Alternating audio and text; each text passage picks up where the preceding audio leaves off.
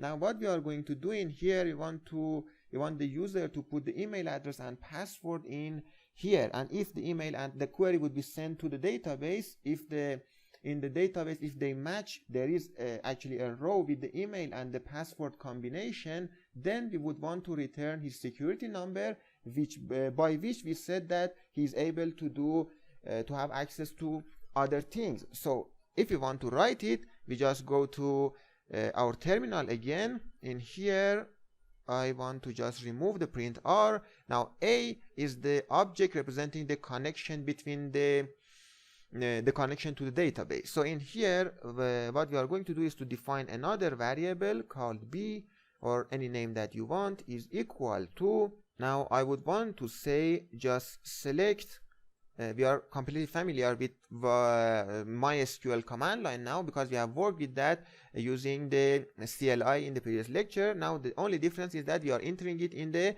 PHP. Now we could just say select everything to retrieve all the data in the row, but what we are interested in is the security number column. So we want to say select security number column from a staff, which is the name of our table, where you see, because I am connecting remotely, it takes some time.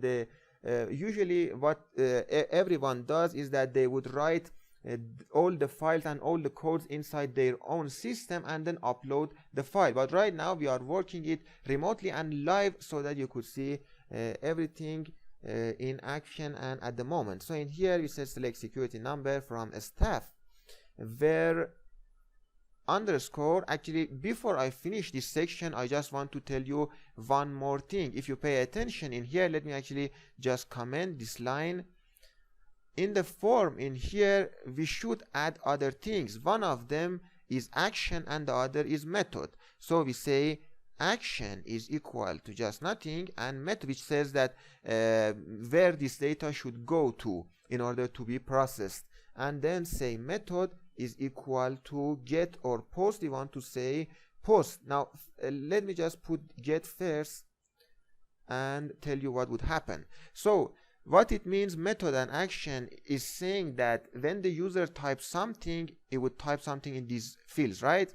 So it wants to say, how do you want these inputs from the user to be sent to the server? Do you want it to be part of the URL in here or part of the body? So in here, if using the get, we just put something for the email and password and say login, now you could see that these are being sent using the encoded as part of the URL. Email is equal to this, and just password is equal to this.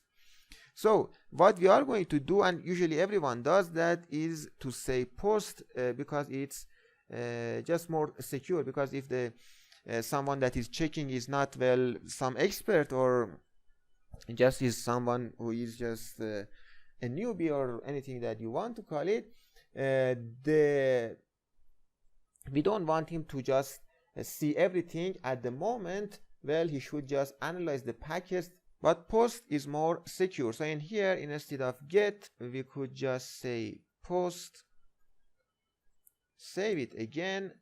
Now if we just put something in here and also for the password and hit enter,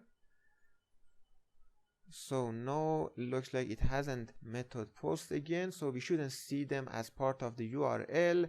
Let me just save it again, exit, just restart the Apache 2 in here again, go to the client.php, so it's not actually happening, client page.php, type something in here and something for the password, and as you see now it has been sent, but not as part of the URL. Again, if I do it again and say login, as you see the packet has been sent, but the email and the password are part of the body and not the URL. So if someone wants to see them, he should analyze it using Wireshark, T-Shark, or other traffic analyzers. So in here, so you see sometimes you have to restart services like Apache and MySQL to see the effect. So in here we just say nano and then client page.php, and we write the rest of the code. So let me just remove this thing in here.